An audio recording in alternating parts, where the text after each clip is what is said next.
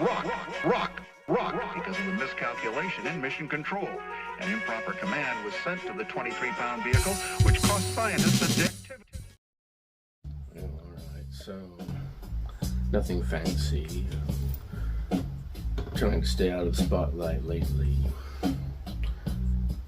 And for good reason. There's a lot of clamor out there, a lot of crazy activity, and I find I prefer anonymity, really. However, I do believe it is my duty to say a few things every once in a while and touch base with some folks out there along different walks of life. Whether you know me as Sid Canoe, Octoman, or the real man Regan Charles Ballman, this is a message of urgency to the world, but it's the same urgency the apostles felt the first century when they thought the kingdom was near, the very kingdom of God that's near. And I think that it's more near right now than it's ever been before. I think that's very clear from the scriptures themselves. I'm the kind of a person who takes up where all other shows and announcers and specialists, where they all leave off and end their shows, which is we all need the Lord and to follow Him. Well, this will be my 40th year of Bible study. I don't have a certificate from the world to prove it, but I'll just have to ask you to, walk a mile in my shoes, or maybe twain, if you know what I mean. So without further ado, there's a lot of World War III talk going on. It could be that's in the past, and that this is the anarchy. I've been announcing anarchy for a lot of years, but scripturally speaking, we probably entered it for real as soon as governments all over the world began giving illegal orders that result in something called democide. And it's been explained to me, democide is a word that means the government's murdering their population. And that's what we're seeing throughout Christendom. And mainly Christendom, because Russia has not been injected and China has not been injected. But what they do have is a long-term plan of their own to inject America and Christendom with something called communism. And I don't know if I'm on record yet, but I should be now, as saying that the symbol, the mark of the beast, it's not an under-the-skin literal thing you need to be aware of. What's the mark of the beast is the fact that everyone's going along with this whole plan, and they have been for a long time. The mark on the hand is, what are your hands doing? And the mark in your forehead is, what are you thinking? And what are you talking about? And the symbol 666 is not really the number 666. It's really 3 symbols. And to make a long story short, hopefully we can find a picture in our archives to show you what the symbols look like. To me, they look like communism with the hammer and sickle, along with Islamism with the star and the moon, along with the middle symbol is going to be the snake wrapped around the serpent. And then you have the final symbol indicating that it's really more like an asterisk, not really a number 6, but it makes the whole thing have a swastika effect. And so you have communism combined with Islamo-fascism and medical tyranny all combined at once. That's what the mark of the beast is to me. Underneath all of that is a Nazi religion, an occult religion. That's theosophy, and if you go to the heart of that, it gets very ancient, back to mystic, ancient Babylon, ancient Egypt, and the number 3, and the mystics, mystery, as they want to call it, of the Trinity. So we'll go way back to that on some other episode. I just want to be on record as saying that. I'm on record as saying that we are ripe for invasion here in America, and we believe that's taking place currently, much unbeknownst to the American public. So there's an invasion of the southern border, and they're coming through by the millions. In fact, the government, again, doing something illegal, they're setting up illegal networks of pumping stations to get populations of migrants through the border faster and pushing them into America. That much we know. And by the way, we can prove every utterance on whatever you're watching me say this on, just by listening to brilliant experts like Michael Yon. He's the guy in the poncho. Not to digress, he's the one down there at what they call the Darien Gap, and that's between Colombia and Portugal, and that's where all of the migrants have to funnel through. And we don't have time to go into how the NGOs are front for the Catholic Church, and they're a part of this, but it's all a grand revolution, isn't it, of communist infiltration. It's happened mentally, morally, now physically happening, the infiltration of communism. I think the time to joke about it is past, but every once in a while I think it's kind of funny, because I want to go down to where they're leaving from. If I could find a nice hut in Guatemala to sit this one out, because they're threatening World War III, as most of you are aware by now. Whether that's all for show or not, who knows? But I do have confidence that our people have this well in hand and will not permit nuclear weapons to be fired upon the earth to destroy it, when we are about to make it a perfect earth. We're going to bring the kingdom. It turns out, and when I say our people, I mean the royal nation. More on that later. Turns out that Earth was given an opportunity back in 1914 to choose the kingdom. They could have set up the highway of holiness, really, right there. They could have let it be so that every man had his own vine and fig tree. We could have had, in other words, free Tesla energy. Imagine the entire 20th century spent differently than wars and warfare and revolutions and people in famines and pestilences and plagues and whatnot. Imagine without the medical institutions that needlessly took over for the natural things that every Native American knew were sufficient in themselves. And we don't need the system that they built up. It's what I call their mechanical gods, artificial gods. It's come down to it. It's truth versus error, right versus wrong. And we as Bible students have expected that to be the main theme since 1874, when two camps began to divide into conservatives and radicals. And we went through the war phase, we've been through revolution now, here we are in anarchy. This was all forecast by that servant, Pastor Charles Taze Russell, and that anarchy would result because socialism would be forced upon the people. You see, there'd be a time that was easily foreseen, that he could forecast from the Bible itself, that ultimately the powers that be would try to cling to power, and they would enforce a socialist, globalist governor on the people, and they would resist, and then finally it would erupt in a horrendous cataclysm known as the time of trouble, such as never was since there was a nation, and the besom of destruction, and the whirlwind, and so many other pictures. So what do we have also? If you want to break down many different avenues of attack upon Christendom, the first one was spiritual, and that can be dealt with by that servant's writings. The 6 volumes of studies in the scriptures is all there for you. You especially look at volume 4, which was skipped by a lot of the classes throughout the 60s, 70s, 80s, 90s, I think. But they missed out on a great forecast of exactly, just look at the author's foreword, and that should be enough for you to see one of the greatest forecasts ever in the history of any preacher, teacher, prophet, pastor, or whoever. So look it up.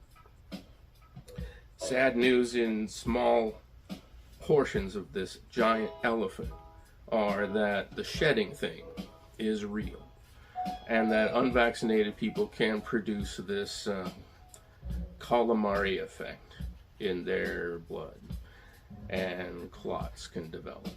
So this is somehow shed not just electromagnetically, but also possibly physically through things that I can't pronounce. And again, anything uttered on this show, we have literally just countless hours of videos and doctors with very substantial backgrounds that can substantiate everything I'm suggesting. And I'm not saying this is all 100% fact. This is my narrative. I call it the one true narrative. I really think that this is like Jesus said. Where was I? So, like Jesus said in Matthew 24, and that's something we study a lot. Studied it over the years, really, and my views on it have not changed so much, but grown and been enlightened. He talked about birth pangs, and that the time of trouble would be like birth pangs, that we would see wars, rumors of wars and things, but the end would not be yet. Well, I submit to you that we're past all that birth pang stuff, and this is a more critical time, perhaps a little further along in that Matthew 24 study. You can look that up on your own. You could look up any number of Bible passages and read about what's happening today. In my view, every prophet spoke about the same event. And to me, it's not really that hard to see. It's pretty simple, really. I mean, they all, if you think of it as they're talking about two Israels, they're talking about natural Israel, the Jews, the Hebrews, and what they would go through in the story of their existence in the Old Testament Hebrew Bible. And then you also have the Christendom, the story of churchianity, and that's foretold really. It was foretold in Old Testament types. The story of Christendom and the story of the gathering of the little flock and Christ's bride being collected through an election process that's little talked about in modern churches, so I'm not really going to go through all of that. But this would be a very slow, long selection process through the Dark Ages that would culminate in finally the end of the Gospel Age and a final harvest where a movement would grow, the Bible student movement, which would spread out to the earth and share the great creed smashing. That would be when doctrines that were taught for centuries by these churches, and especially the papacy, were put to rest finally by that servant pastor Charles Taze Russell again, and he put it to rest in a 40-year career of writing and traveling, and it culminated in the photodrama of creation. And you should look that up. The photodrama of creation really lays it out from Genesis to Revelation.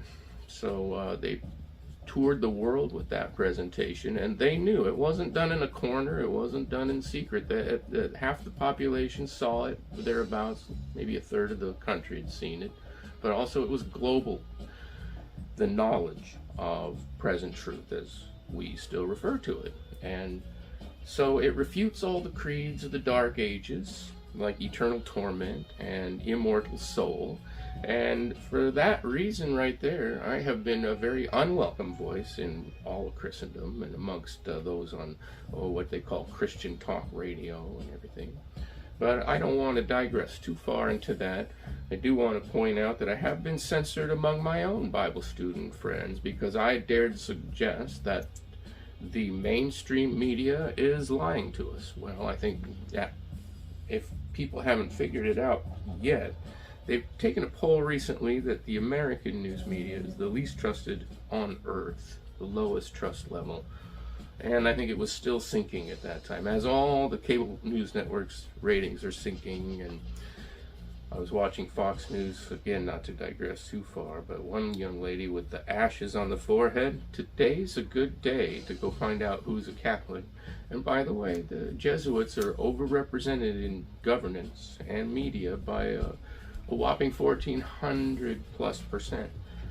And so if you want to put the nail on the head of the snake there, that's kind of what we're talking about. Now, we Bible students have been dealing with the head of the dragon for many centuries. What you're really dealing with is the tail of the dragon, and it's like a whipping tail. And I think of it as kind of divided into several lashes like a cat of nine tails. It's more of a cat of eight tails. 8 different powers vying for world power. You've got, well, the Russia side of things, the Russian Orthodox Church. And then you've got the progressives of the day over here in the Biden camp. And well, those two camps are going at it pretty hard. But individuals like Soros are very effective at influencing a lot of things, I think, for selfish aims. Bill Gates over here, and for selfish aims, maybe. But whether they are led by evil spirits or not, that'll be up to you to decide. I'm suggesting that that seems to be the case. Anytime anyone wants to block out the sun, I can report to you that both Soros and Bill Gates want to block out our sun. They have no right to do, but that's what they want to do. So the shedding thing is real. The invasion is real. Of course, it goes without saying, do not get the jab. That's been saying since my first episode. And if you go back to some of my previous shows, please feel free to do so on the ancient archives, where we've said this is demon wars, and we talked about graphene cures, and these leaders and these influencers, they talk to demons. They take a drug called DMT, and they have experiences with certain entities which tell them to build some kind of operating system, and that's what they're managing to inject into everyone. By the way, they also use the air as an avenue. They use the chemtrails, and they also are putting it in water. We've seen the worst disaster in modern history, perhaps worse than 9/11, this event that happened in a place called Palestine. I have to report dioxin is being talked about as one of the worst poisons, well, actually the worst poison on earth. And I probably should lead off with the portion that suggests that any of my dear friends out there in Ohio should probably make sure they leave the area, just leave. And I wish that were hyperbole. If I have ever been accused of being alarmist, I don't think so. I think everything we talk about on all of my past shows has been spot on. I've been telling people about the end of the dollar, the rise of silver, but those are again side things, just come from obvious observation. The collapse of the entire economy, we are on some kind of crash that's imminent, and it's of colossal proportions, the like of which that you can't just build it back up again in a few days or weeks, even, that it'll be gone forever. That's why they're switching to a CBDC system, that crypto-based currency that they're talking about for all nations. And there's a competition right now, and probably a bigger story than all of that is the AI competition. Who's the smartest AI? And we've been chatting with the AI. What my goal is to make sure that whatever computer is out there controlling all this understands that the Bible can't be overthrown, that plan is of God. It's proven to be of God. It will win in the end, as everyone likes to close their show with. In the end, God wins, right? Well, I believe that too firmly. It's just that my view is just a little bit different from, maybe askew from what the traditional televised Christianity is like. It's about a kingdom on earth. No, the highway of holiness was offered. It could have been set up, but instead the nations chose war. They chose Baal worship, the god of forces, and they're all into a terrible war now, the likes of which, well, could end us all. So that's all for today, I think. Is any questions from the gallery here? We have my nice quiet dog now who's finally stopped scratching. It was perfect now that everyone's so nice. Yeah. What can you do? I'll never run out of things to say. I do try to avoid being on camera a lot because I'm shy, I'm self-conscious. I'm disappointed in myself because I was planning to take my ukulele out publicly, do some shows and that. I don't like this idea of clotting. I got sick twice when I went out to do 2 shows twice, and so there's just a mild bout that I shook off, and I don't want to say that it was too bad, because I don't exactly know what it was. But the 5G is a terrible thing, and we don't know if it can be stopped. So there's another way to synopsize this whole thing, this birth pangs thing, as they have been demonstrating over and over the futility of certain things like war, the futility of it, right? How come people don't learn that it's just useless? Like, I was just wondering just the other day, why did parents let their kids sign up for war when they have seen what happened in World War I, World War II?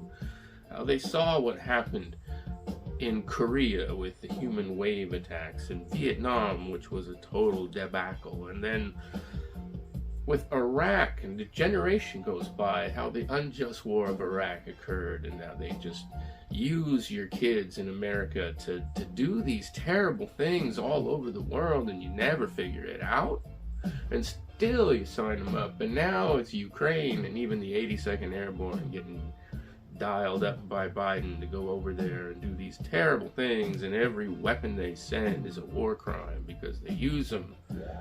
The Ukraine uses them against their own citizens in the Donbass.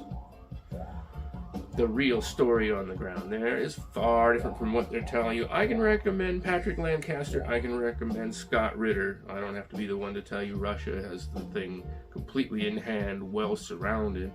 But they also have America right in sights. And they could end every city in just a few minutes. Really, by the time you're done watching the video, that could be it.